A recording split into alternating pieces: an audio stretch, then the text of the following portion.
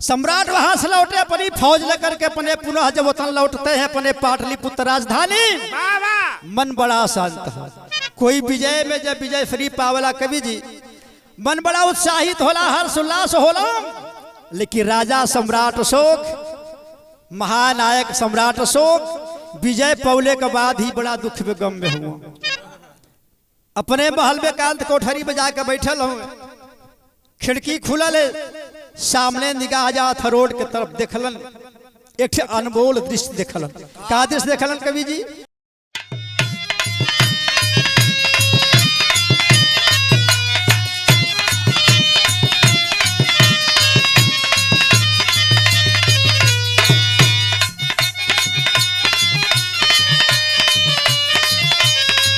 दियो दियो, क्या बात है?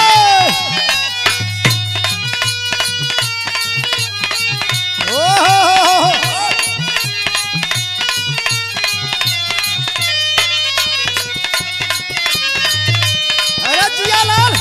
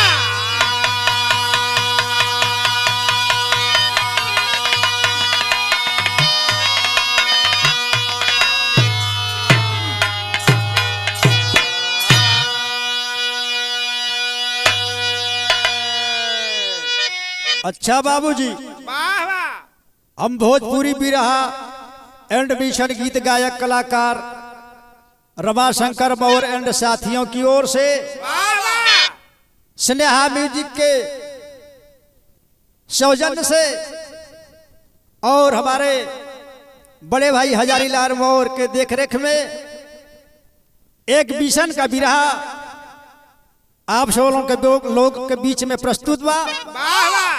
हमें आशा ना पूरा विश्वास बा कि बिरहा आप सब लोगों के बहुत बढ़िया पसंद आई। हमारे बिरहा का शीर्षक लेहल गल आखिरी विजयदशमी क्यों मनाया जाता है। इसके पीछे तमाम कहानियां हैं, लेकिन ओरिजिनल विजयदशमी क्या कही जाती है, कैसे मनाई जाती है, यह आपके बिरहा के माध्यम से मैं बताऊंगा। और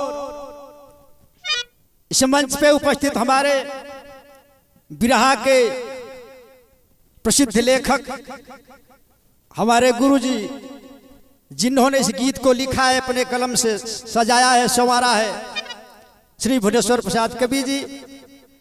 और हमारे बड़े भाई बिरहा के बड़ी सुंदर कलाकार गुरु भाई हैं हमारे रामनारायण भास्कर। और बहुत ही मिजाजी कवि, आप हारमोनियम के सुंदर वादक भी हैं, लेखक भी हैं, रामनिवास राही कवि जी। कोरस पे हमारे बड़े भैया मुंडा जी और रामचंद्र जी, और नाल पे हमारे छोटे भाई सतमी जी, हमारे बड़े भैया काशीनाथ जी।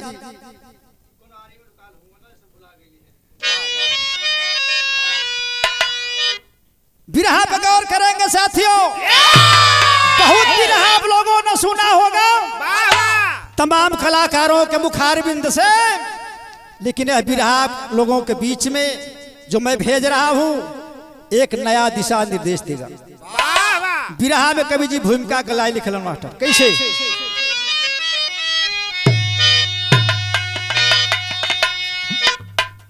तो लाल सा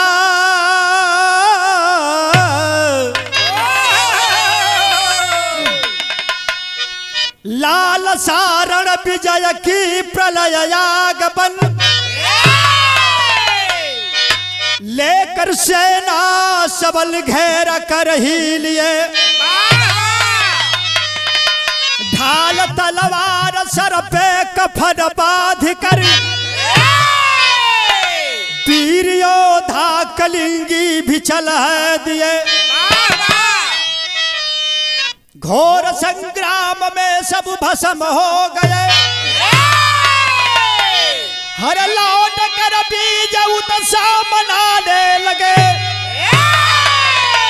चीख पुकार क्रंदन भयानक निरख, अशोक भी शोक में हो बिलखने लगे।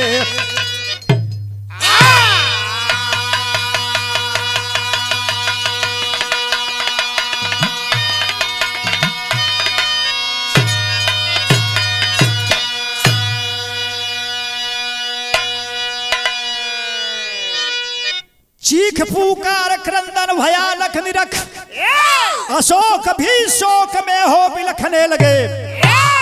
कवि जी बिरहा में बड़ी सुंदर कव्वाली लिखल कवि जी, कैसे?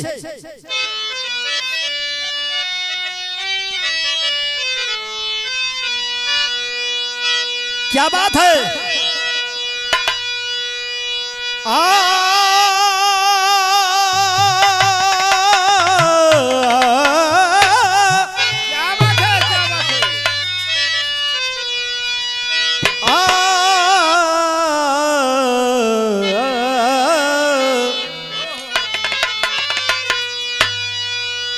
एक बंदा मालिक के दरवाजे पे जाके फरियाद करता है, माथा टेक के कहता है, मालिक तेरे दरवाजे पे जो कोई आता है, तेरी ऐसी महिमा है, कोई वापस लौट के खाली तेरे दरबार से नहीं जाता। अपने मालिक का वो बखान कर रहा है, बयां कर रहा है। क्या कर रहा है कि नबियों में सबसे अफजल, नबियों में सबसे अफजल रुतबा मेरे नबी का, नबियों में सबसे अफजल रुतबा मेरे नबी का, नबियों में सबसे अफजल रुतबा मेरे नबी का,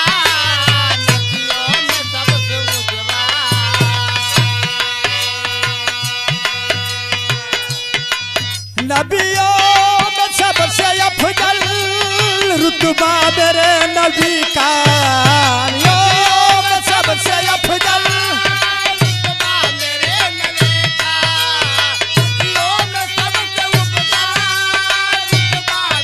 मेरे नबी का,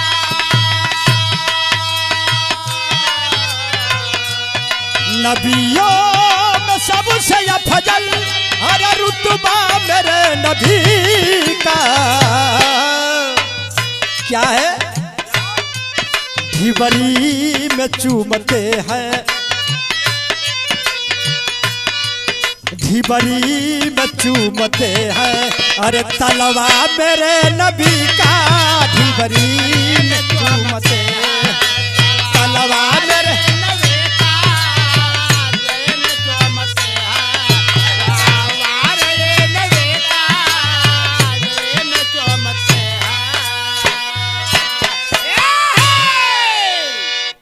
से बढ़िया भाव हमारे भुवनेश्वर गुरु जी ये बिरहा भी लिखलन।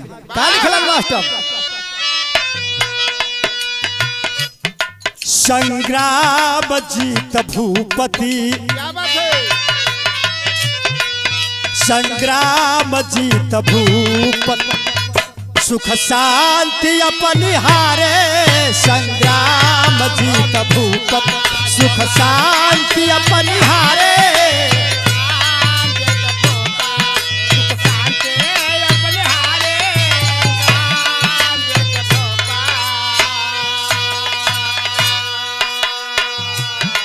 संग्राम जीत भूपति, सुख शांति अपनी हारे, सुख शांति अपनी हारे,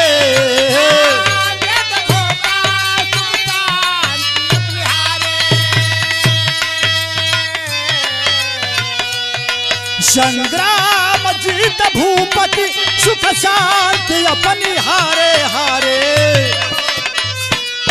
कुछ भी न दिखता था, कुछ भी न दिखता था, गुम हो गए सितारे। कुछ भी न दिखता था, गुम हो गए सितारे। गुम हो गए सितारे।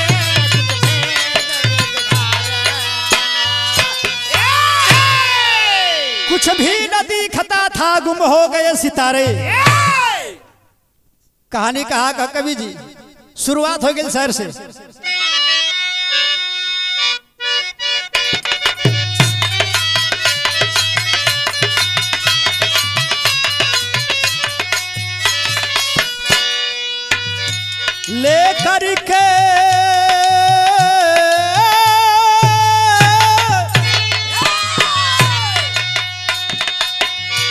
लेकर के गम विजय में आए है राजधानी।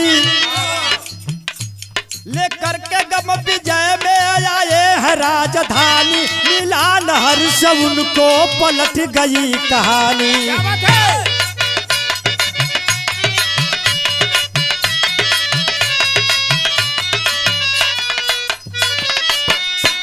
रणरंग वीर योद्धा सब कुछ लुटा के आया। रणरंग वीर योद्धा सब कुछ लुटा के आया।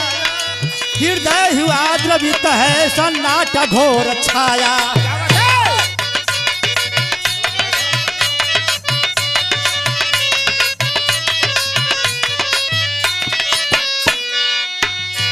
कानों में गूंजती थी, कानों में गूंजती थी रणभूमि की कराहे। रो रो के हुए आहत मुख से निकलती आहे।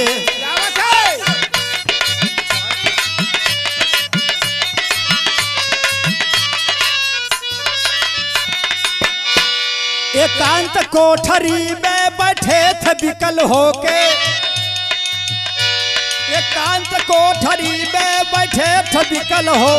दृश्य पावन या के नजरों कबूल के टोके।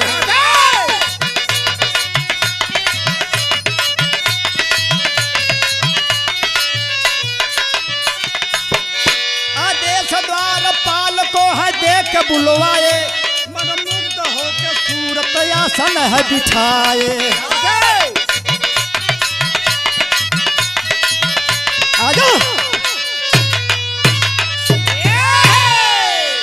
ए भैया, तनी बात का समझ लहल जाए। सम्राट अशोक जो कि राजाओं में महानतम राजा कहे जाते थे, उनके जैसा उस जमाने में कोई शासक नहीं हुआ करता था। पूरी दुनिया पे विजय हासिल कर लिए। एक छोटा सा टुकड़ा बचा है कलिंग, दिमाग में घर कर रहा है। आखिर हमारे नजरों से छोटा सा राज्य ये कैसे वंचित रह गया। ए बाबू, एक दिन सेना सजा के चढ़ाई केलन कलिंग पर। जब कलिंग पर चढ़ाई किया, वहां की सारी सेना मार दी गई। वहां का राजा कलिंग का खारवेल भी मार दिया गया। युद्ध समाप्त हुआ। शाम का वक्त है, कलिंग का द्वार बंद है, खुला नहीं। महाराज सोच रहे हैं आखिरकार युद्ध समाप्त हो गया, कभी चलेगा। यहाँ कोई योद्धा है अथा नहीं है। ए बाबूजी टहलने के लिए जाते हैं तो देखते हैं कि कलिंग का दरवाजा बंद है। आवाज लगाए, इस कलिंग के धरती पर कोई योद्धा है या नहीं है, तो मैं अपना विजय घोषित कर दूं। ए बाबू, कलिंग की पूरी नारियां अपनी फौज बना करके कलिंग के दरवाजे पर खड़ी है, गेट पे। आवाज दे दी, आए राजा, कलिंग में कोई योद्धा तो नहीं रहा, लेकिन ये कलिंग की नारियां आपसे टक्कर करेंगी, आपके साथ युद्ध करेंगे, सामना करेंगी। सम्राट अशोक ने कहा कि मैं नारियों के साथ युद्ध नहीं करता। अरे बाबू, रानी पद्मावती वहां की रानी लाचार हो गई। सम्राट वहां से लौटे अपनी फौज लेकर के अपने पुनः जब वतन लौटते हैं अपने पाटलिपुत्र राजधानी, मन बड़ा शांत है। कोई विजय में जब विजय श्री पावला कवि जी मन बड़ा उत्साहित होला, हर्ष उल्लास होला। लेकिन राजा सम्राट अशोक, महानायक सम्राट अशोक विजय पौले के बाद ही बड़ा दुख में गम में हुआ। अपने महल में कांत कोठरी में जाकर बैठल हूँ, खिड़की खुलल है, सामने निगाह जात रोड के तरफ देखलन, एक अनमोल दृश्य देखलन। का दृश्य देखलन कवि जी? बिरहा में बड़ी सुंदर गीत बा।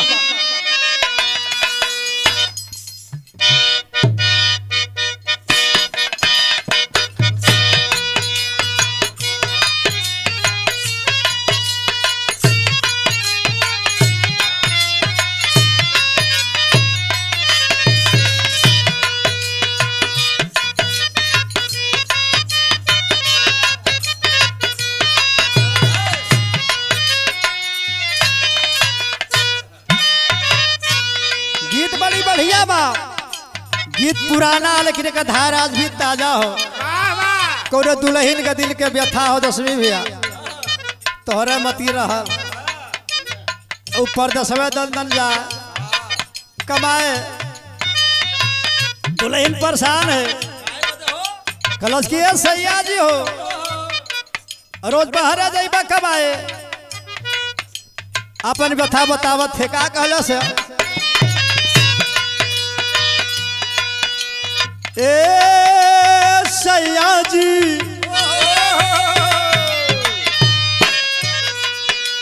हर बलुआ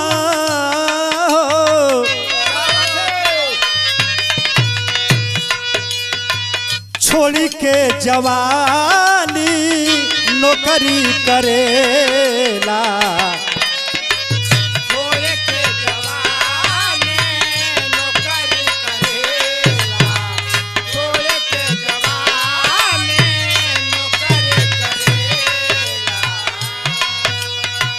छोड़ी के जवानी नौकरी करेला, केतना रुपया तू पावेला, छोड़ के जवानी नौकरी करेला, केतना रुपया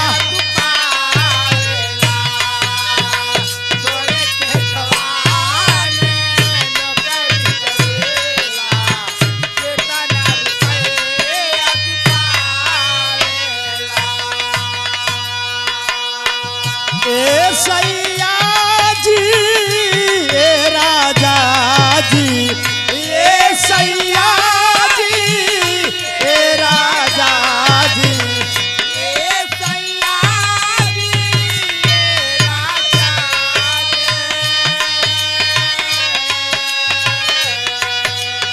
जी, ए सैया जी ए राजा जी, याद बहुत आवेला हो, याद बहुत याद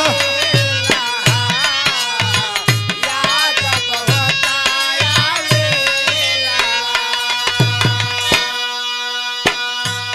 ई तो गीत रहल, गीत से बढ़िया भाव हमारे गुरुजी लिखलन। राजा सम्राट अशोक का निगाह रोड के तरफ गई, एक अनुपम दृश्य देखलन। दृश्य का रहल, एक 10-12 साल का बाल बौद्ध चेवरधारी प्रसन्न मुद्रा में रास्ता धई के जात हुए, महाराज अशोक का निगाह पड़ल। जब निगाह पड़ल बौद्ध भिक्षु पर, द्वारपाल को आदेश दिए, आए द्वारपाल वो बौद्ध भिक्षु जो जा रहे हैं रास्ता पकड़ के, जाकर से उनसे कहो कि राजा आपसे मिलना चाहते हैं, आप उनके महल में प्रवेश करें। तो बौद्ध भिक्षु के लिया के द्वारपाल जब महल में अले, राजा आसन दे के बैठौले अपने महल के अंदर, तो वार्तालाप होता। का वार्तालाप होता कवि जी? भाव बड़ी बढ़िया है। चेहरा दुखी भूपा काहे के बोलवला, चेहरा दुखी भूपा काहे के बोलवला, चेहरा दुखी भूपा काहे के बोलवला,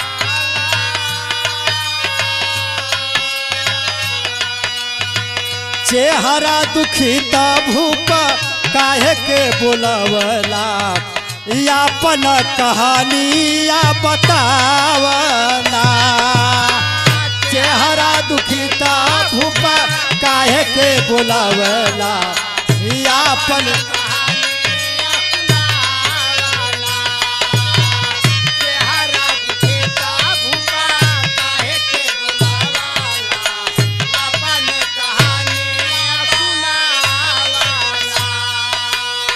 ए राजा हो ए राजा हो ए राजा हो ए राजा हो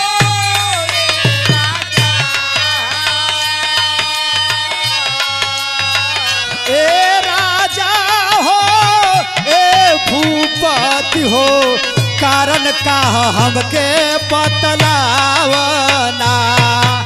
हो कारण का हमके बतलावना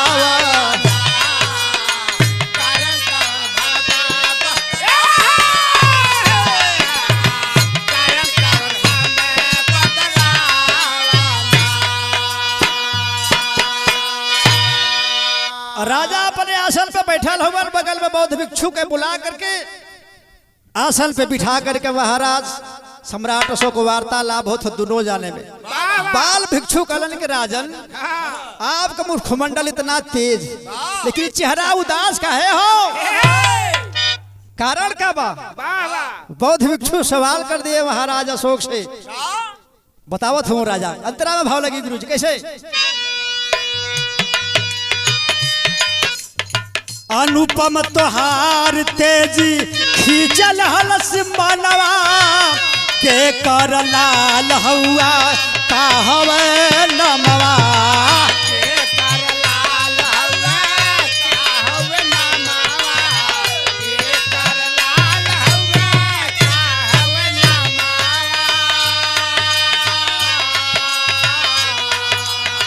बतावत हो कि केकर लड़का हो आखिर तोहार नाम का हो बौद्ध भिक्षु बतावत हो राजा से सुना राजा बौद्ध भिक्षु हई हम नाम से का कमवा बौद्ध भिक्षु हई हम नाम से का कमवा अपन प्रयोजन बतलावना बौद्ध भिक्षु हई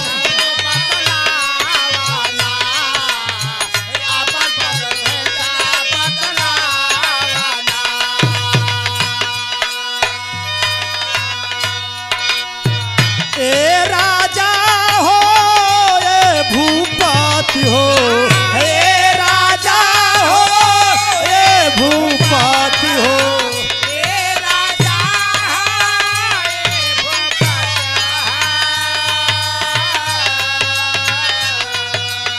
हे राजा हो ए भूपति हो कारण का हमके बतलावा कारण का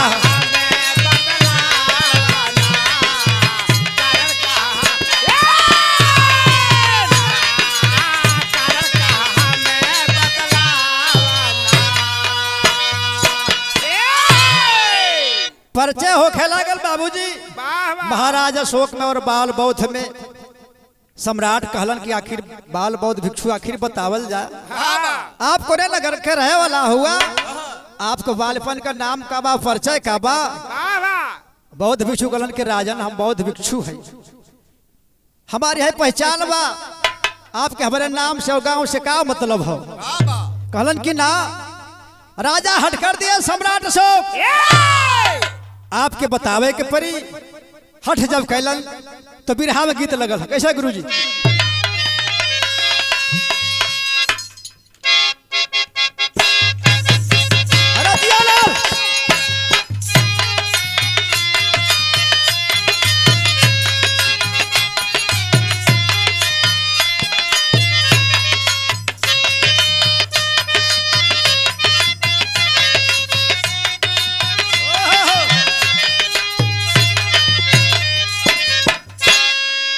गीत बड़ी पुराना बाल की धारा जो कर भी दया हो लोग कहलन का कोनो चीज पुराना हो जाला, पुरान ना होत मुन्ना भैया।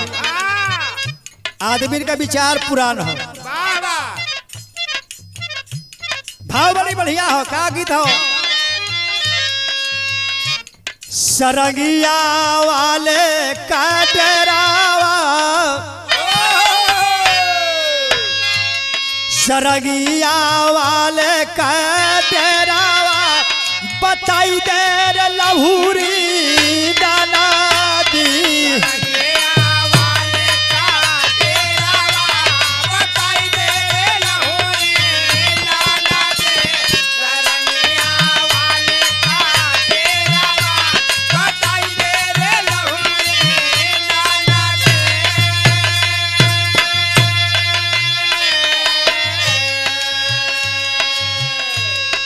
तो गीत रहल, गीत से बढ़िया भाव बा।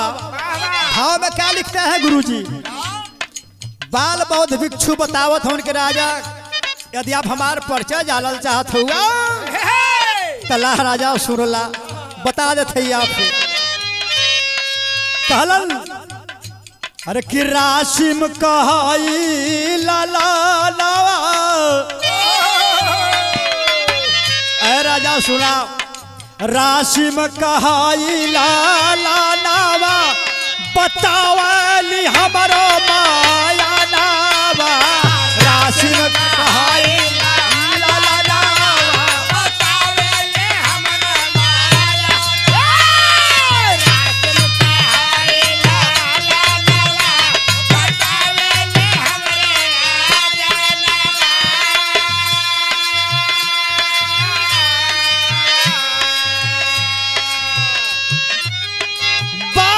के मराला भाई वन कर जब हम गर्भ में रहली हो।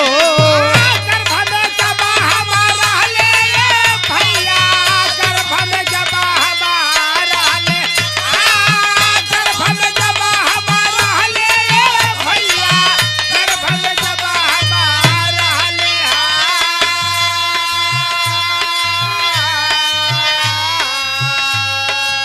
सुख शांति माई के लुट गई, दर दर के ठोकर वो खैली हो। दर दर के ठोकर वो खैले भैया, दर दर के ठोकर वो खैले, दर दर के ठोकर वो खैले भैया, दर दर के ठोकर वो खैले।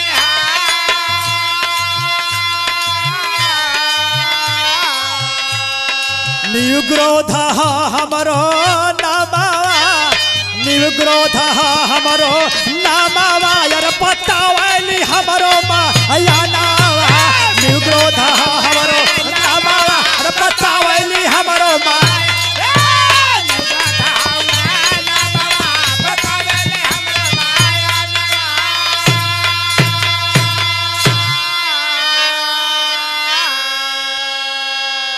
अरे बाबू, जब इतना परिचय सुनल महाराज अशोक के राशिम कहई ललनवा, अरे बाप रे बाप, मालूम पड़ा बाबूजी के सम्राट अशोक के पैर के नीचे से जमीन खिसक गई। आवाक हो गए सम्राट अशोक, तरफ रहे, कोस रहे, अपने आप को रो रहे हैं। अरे बाप रे बाप, मन एक ऐसा हमारा शांत रहल है। दूसरी आफ्ताब के सामने और बरियार आ गई। कलन के बेटा, सबसे बड़ा दोषी मैं तुम्हारे सामने खड़ा हूँ। कलन के राजा हमार परिचय जानना चाहता ला, तो परिचय हमार सुन ला। हमारे पिता का हत्या उनकर सग भाई खुद कह दे।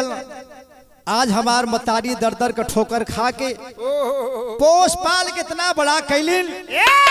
अरे राजा, हमके कोई मार्ग ना जब समझ में आल, शांति का मार्ग कहीं ना समझ में आल, तो एक मार्ग मिलत तथागत भगवान बुद्ध के, वही देखा चेवरधारी हम कह ली। अब बचपन का हमारा नाम यदि आप जानल चाहत हुआ तो निग्रोध लोग हमके कहें, आज हम बाल बौद्ध भिक्षु हो गई।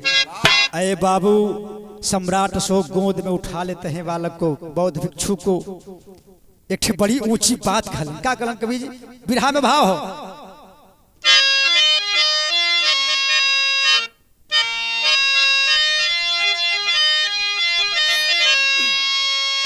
सम्राट अशोक जब सुनलन है बाबूजी कि हमारे भाई का लड़का ये हमार भतीजा न्यू ग्रोथ आए है छाती फटत है। भाव बड़ी बढ़िया करूँ रस का है। अरे के बारिश नया नामा सुन के हरे बाबू नामा पीरा नावा के हर राज के कारणा मही मारी देहाली जनावा भाई का हत्यारा हई तोहार दुश्मनवा हो अरे करनी का हमारा बेटा दई दाई नमावा हथवा रंगायल बाट परिजन के खूनवा से हर मनवाया संत लूटी गयल बाचयनवा लेके प्रतिशोध पूरा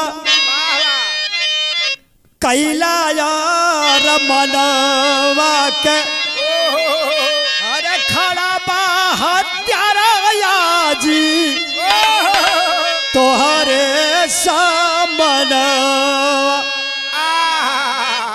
अरे बेटा वो हत्यारा वो कोई दोषी दूसरा व्यक्ति नहीं है रे बेटा।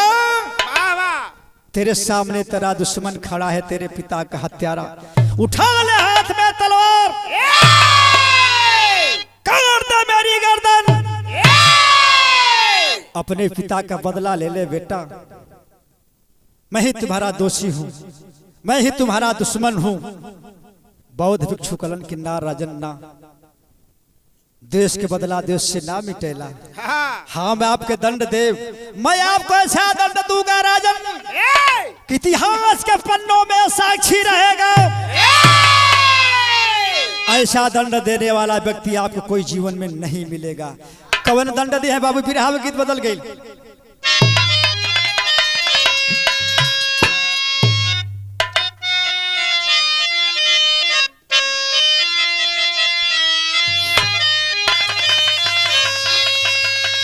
ए मुन्ना भैया कौनो नदद का जवानी बड़ी चरबरात है। हमारे सतमी भैया जैसा रहा उते सरे जलवा लोग गाँव उठा के पर भगल रहे उसे बर्दाश्त ना होता दोपहरे का देख के कलच कह रहे भाऊजी रे अरे किस्सा ना नाना रतिया रे कर हर सारा नाना रतिया कर अब बहला पवनवा हो सारा नाना रतिया कर बहला पवनवा सारा नाना रतिया करे बहला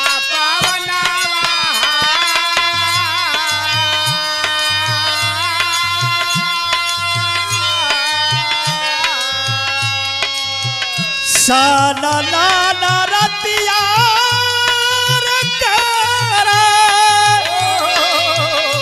हर पहला पवनवा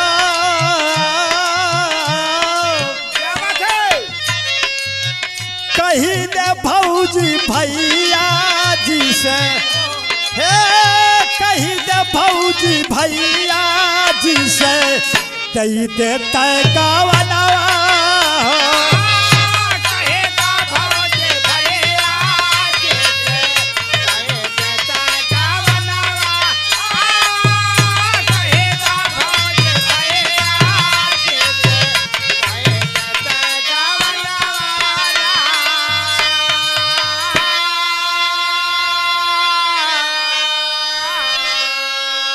बाबू ये तो गीत बार गीत से बढ़िया भाव बा। बहुत भिक्षु निग्रोध कलन की राजा दंड दंड आपके हबू दे कि आज के इतिहास के पन्ना में ये स्वर्णिम अक्षर में लिखल जाई ऐसा दंड तो के कोई देले ना हुई। का दंड दे थोन भैया? अरे कलन की ना अरे कि हमारो ना दोस्ता कोई कि हमारो ना दोस्ता कोई नहीं दूसरा बनावा हो।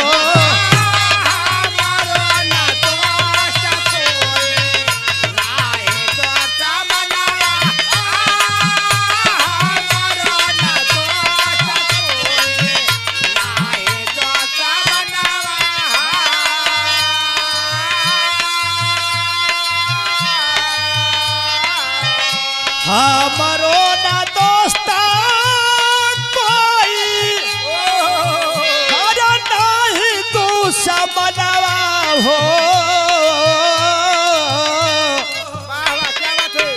सब ही समान हुआ सब ही समान हुआ बुद्ध के शरणवा हो।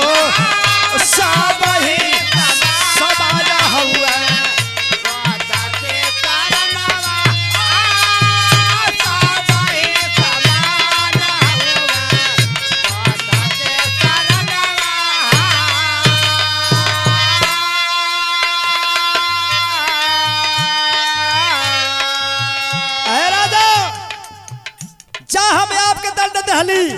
लेकिन दंड का हो ये पर गौर करेंगे बाबूजी। बड़ी ऊंची बात निग्रोध बतावत हुए कि भगवान बुद्ध के मार्गदर्शन में सबसे बड़ा है क्षमा। उन्होंने कहा कि भगवान बुद्ध से बड़ा कोई धम, उनके धम से बड़ा कोई धम और भगवान बुद्ध के जैसा कोई साइंटिस्ट या कोई वैज्ञानिक इस धरा पे कोई नहीं है राजन। उनके जैसा स्वच्छ विचार किसी धर्म या किसी मजहब में आपको नहीं मिलेगा। उनका तीसरा पंचशील और अष्टांगिक मार्ग जिस दिन आप ग्रहण कर लेंगे शील को उनके, आपकी जिंदगी सुधर जाएगी। मैं आपको क्षमा करता नहीं हूं बल्कि आपको दंड देता हूं। कौन सा भयानक दंड? भावंतराम लिखल गल गुरु जी।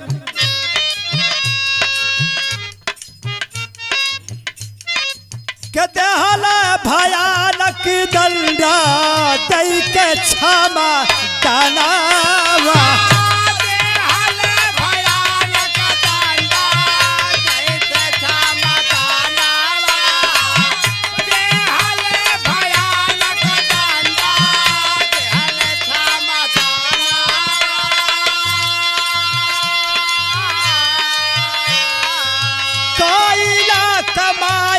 रही के यही हो जहानावा।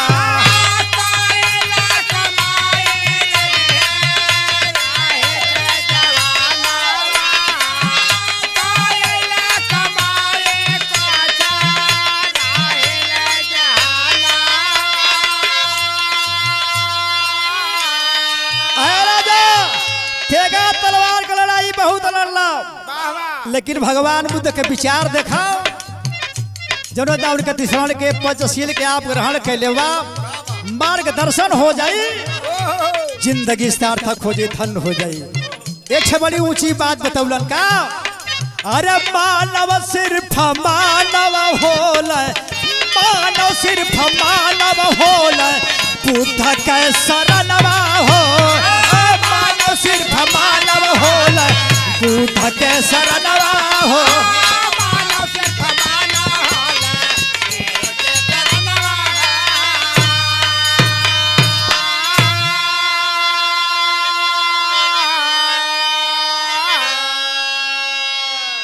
मानो सिर्फ मानव होले यही रे जहनवा हो।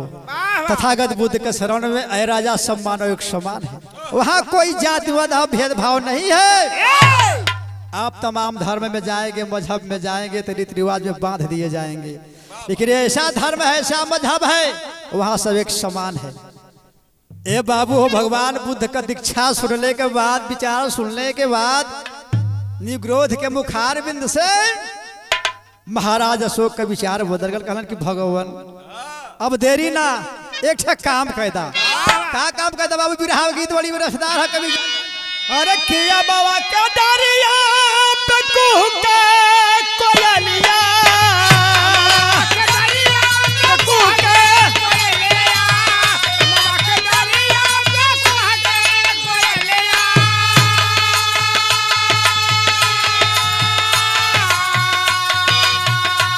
अरे अमवा के दरिया पे कुह के कोयलिया, लब पे तराना आ गई।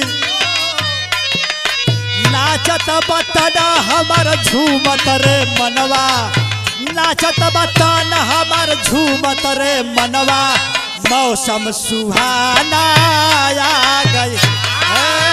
नाचत तना हमर झूमत रे मनवा,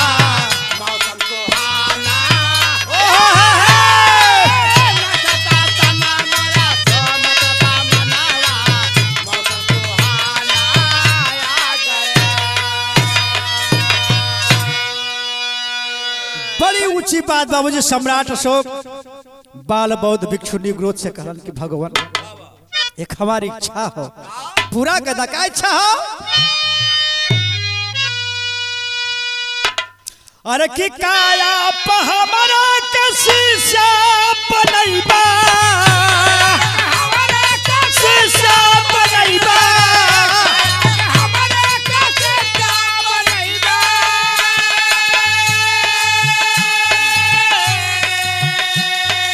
काया प हमरा के शीशा बनैबा, सम्राट बोले के इच्छा नवा। अशांत मन शांत कई देबा भगवान, अशांत मन शांत कई देबा गुरुवर, झर झर बरसै नया नवा। अशांत मन शांत कई देबा गुरुवर,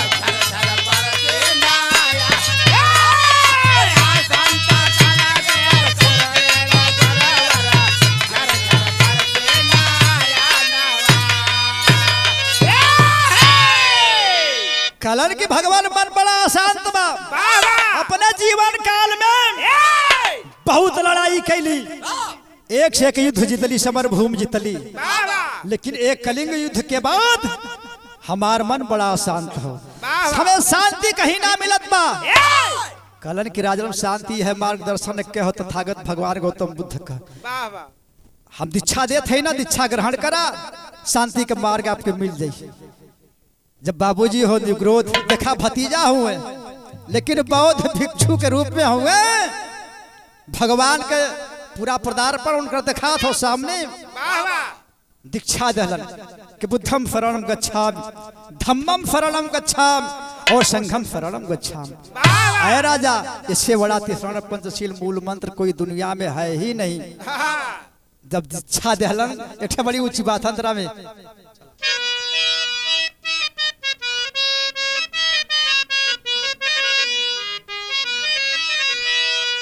अरे करके कृपाल हल चेला बनाई, दया दान पौल पुजरिया पुजरिया, दया दान पौल पुजरिया पुजरिया।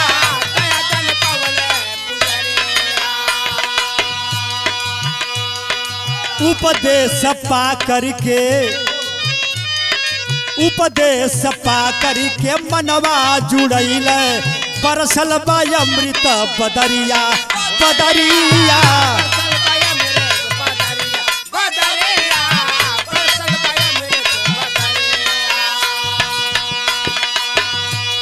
कि धामा के छतरे में पाके ठेकनवा,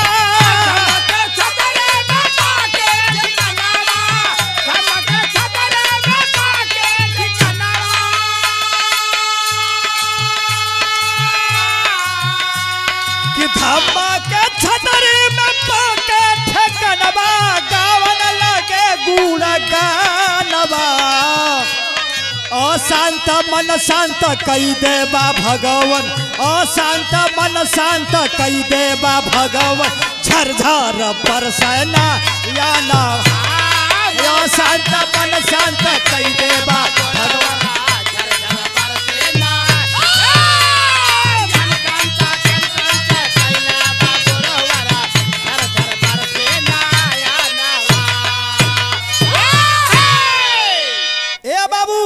सम्राट अशोक जब पूरी दम दीक्षा के जब ले हलन मन एकदम शांति हो गल उनका हलन कि वाह भगवान करे से बढ़िया मार के तक कोनो हैया नहीं हो।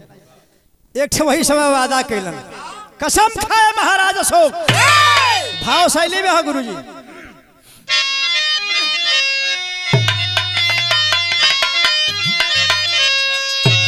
हर कबूतर फकला तेगा तिरवा हर उतार फकला तेगा तिरवा दया हिंसा दया क्षमा के धारण कर हथियार रे हथियार अहिंसा दया क्षमा के धारण कर हथियार उतार फकला तेगा तिरवा पूरा धम्म के छतरी मन का ठिकाना हो गल। अब धीरे धीरे वजह से बौद्ध धम्म का प्रचार करे शुरू करत हुए उनके बौद्धिज्म का ज्ञान होए लगा तब भाव पाठपद में लिखल गल गुरुजी।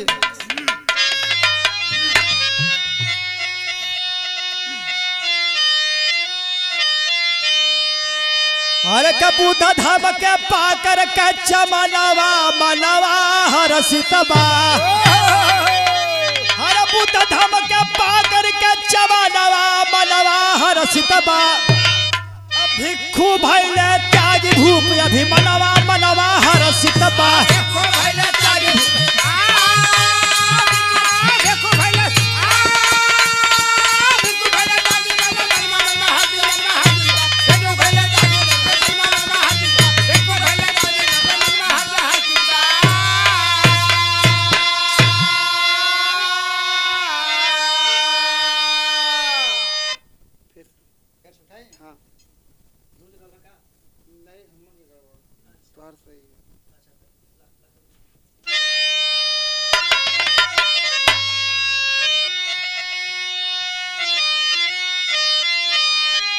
हर बुद्ध धम के पाकर के चमनवा मनवा हरसितबा हर बुद्ध धम के पाकर के चमनवा मनवा हरसितबा भिक्षु भैले त्यागी भूप अभिमनवा मनवा हरसितबा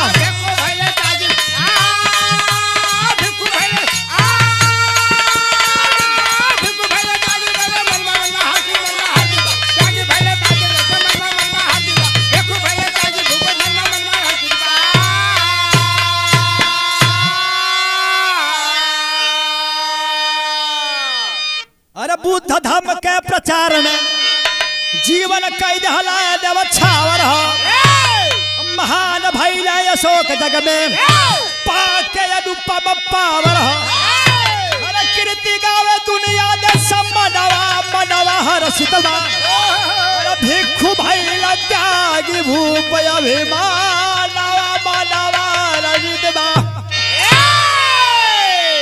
ए बाबू धम्म के छतरी ओढ़ लेलन जब उनके ज्ञान प्राप्त भल धम्म के भगवान बुद्ध के बारे में कलन की आखिर तो धम्म का प्रचार कैसे हो दुनिया में।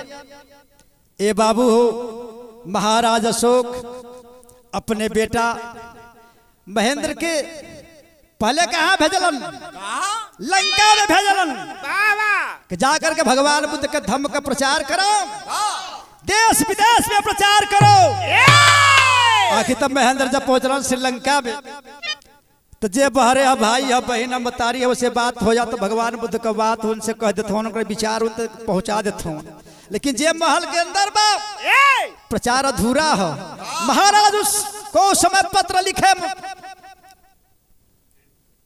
महेंद्र ने कि पिताजी आपको मालूम हो कि भगवान बुद्ध की जो विचारधारा है बिन अधूरी फैल रही है क्यों तुम अच्छे से प्रचार नहीं कर कहे मैं प्रचार कर रहा हूँ महाराज लेकिन कमी है जो हमारी माताएं बहन जो बाहर खेत में काम करती हैं बाहर मिल रही मैं उनसे भगवान की बाणी कह दे रहा हूँ उनकी बात कह दे रहा हूँ लेकिन जो बहनें बिन घर के अंदर हैं दुल्हन के रूप में हैं मैं पुरुष होकर के घर में तो प्रवेश नहीं कर सकता वर्जित है कहे तब कहे मुझे एक भिक्षुणी चाहिए। तब महाराज अशोक ने अपने बेटी संघमित्रा को भेजा। तो महेंद्र संघमित्रा दोनों मिलकर के देश विदेश में धर्म का प्रचार किए, भगवान बुद्ध का दर्शन का प्रचार किए। हरे के मानवता करनवा तजला तेगता लवरिया बाबो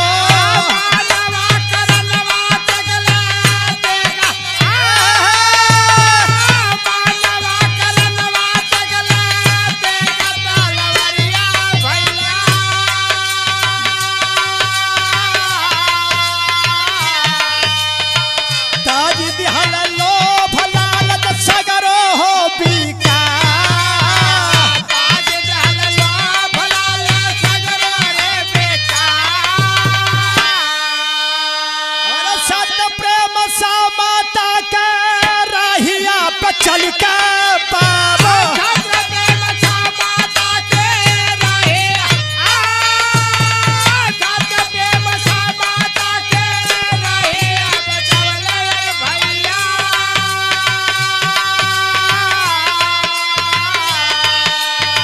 अनुपम बनावता का भैला खेवनहा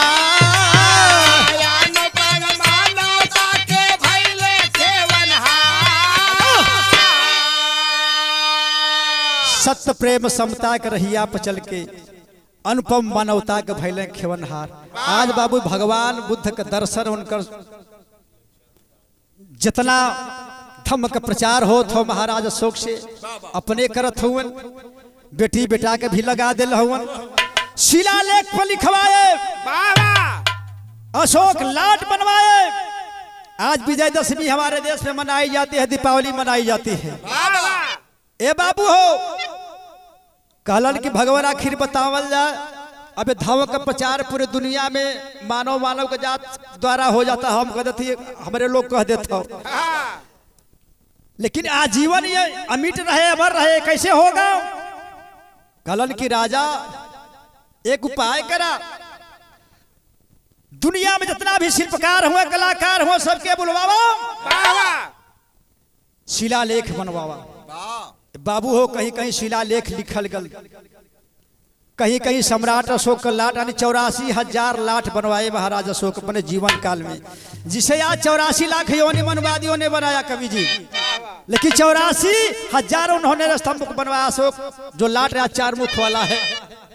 और कार्तिक अमावस्या के दिन पूरे जो जितना शिल्पकार बनाए थे पूरा लाट जो शिलालेख था सबको एक जगह इकट्ठा करके धूप दीप जला करके उसका पूजन अर्चन बंदन करने के बाद पूरे देश में वितरण कर दिया गया, पूरे दुनिया में जगह जगह बिठा दिया गया।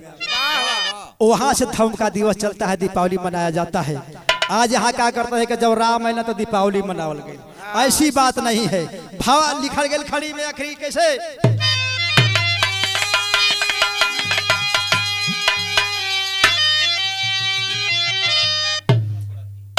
देखा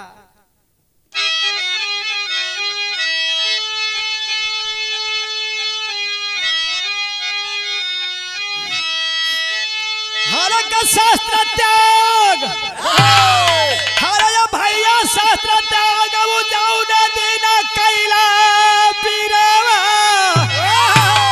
हर वही दिन या शोक बीजा तो सभी मनौला बीरावा।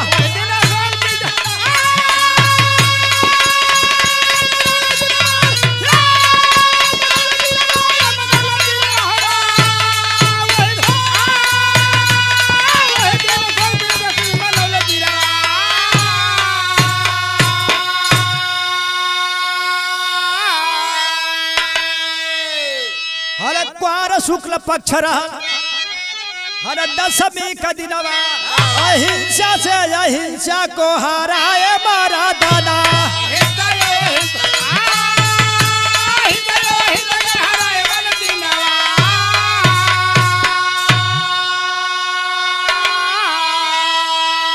हरत बुध के शरण में सब कुछ पौला पिरावा। हरत वही दिन अशोक बिजाता सब मडवला पिरा।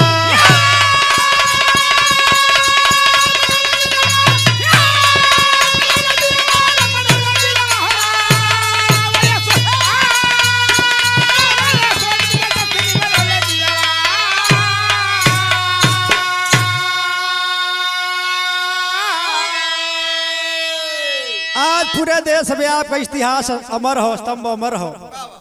आज वही इतिहास के मिटावल जात मनवादी व्यवस्था के लोग इस विचारधारा को आज मिटाने का काम कर रहे हैं। आज देश खतरे में है, हमें आप खतरे में है, मिटाया जा रहा है हमारे इतिहास को जगह जगह। आज भी निशान मिलेला कहीं लठिया महोत्सव में, जब आप लोगों ने जमनिया में आज वहां अशोक का लाठ हो सब तोड़वा दी। हिंसा अहिंसा से हिंसा को मिटाए बिरवा। भगवान बुद्ध के सच्चे मार्गदर्शक बने, प्रदर्शक बने, उनके शिष्य बने, उनके मार्ग पर चले महाराज अशोक। तो जितना तलवार से ना जीतल उतना विचार से पूरे दुनिया पर विजय हासिल कैले। लिखा गया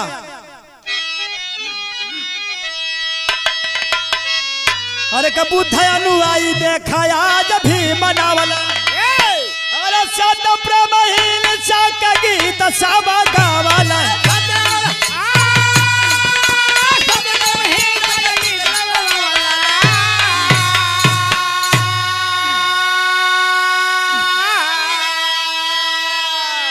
हर के बाबा भीम कांसी राम गा गैला पीरा, हर के वही दिन शोक विजाता सब मगवला पीरा।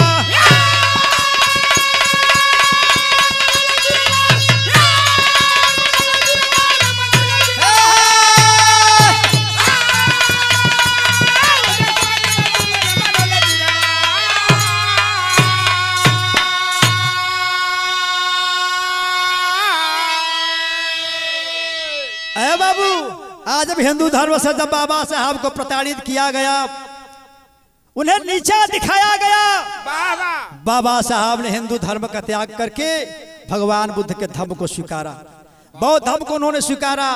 जाकर के नागपुर के धरती पर उन्होंने बौद्ध धर्म का दीक्षा लिए। कांसी राम साहब उनके विचार पर चले बाबा साहब के। आज वो हमारे बीच में नहीं है, लेकिन आज उनकी कीर्ति गाई जा रही। क्यों? उन्होंने समाज के लिए कुछ किया। लेकिन हमें आप क्या कर रहे हैं? हमारे महापुरुष जो बता करके गए, जो मार्गदर्शन देख करके गए, हमें आप बिक जा रहे हैं, लालच में बिक जा रहे हैं। कहीं अस्तित्व है हमारे समाज का? कहीं अस्तित्व है आपका? कहीं नहीं है। हम लोग टिकाऊ नहीं है, बिकाऊ है। अजोनंदा टिकाऊ हो जाइबा ना, ये देशवा सुधर जाइए एकदम से। आज बहुजन समाज का है टूट गल, बहुजन पार्टी का है टूट गई। ये दिन के कर बा हमारा पे कमी हो। हम लोग मिशन को जानते हुए भी आज घूस पेश के चक्कर में, रुपया पैसा के चक्कर में बदल जाता है समाज। घुसखोरवा हो गल, 5 किलो बिकाए लगल 70 रुपया पे। इसीलिए कहना है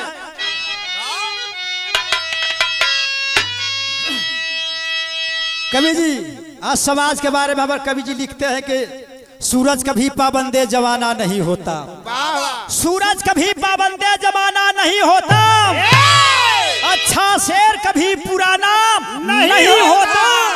वक्त के साथ ये चेहरे बदल लेते हैं, वक्त के साथ ये चेहरे बदल लेते हैं, ऐसे दरिंदों का कहीं ठिकाना नहीं होता। ये गीत हमारा आप लोगों में चेतावनी बा पूरे बहुजन समाज खातिर। अब से लोग जागा, चेताना तो नैया मझधार में हो। अब फिर कांसी राम या बाबा साहब फिर पैदा ना हुई है। इसलिए कहना आखिरी भाव में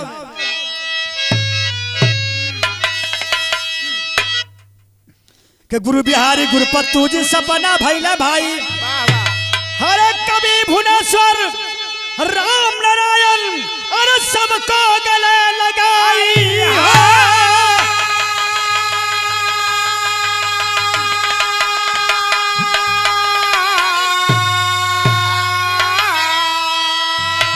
हर उतार फकला तेगा तिरवा, हरे भैया उतार फकला तेगा तिरवा। तो गायक रमा शंकर पंचम का पावा प्यार हो, उतार फकला तेगा तिरवा।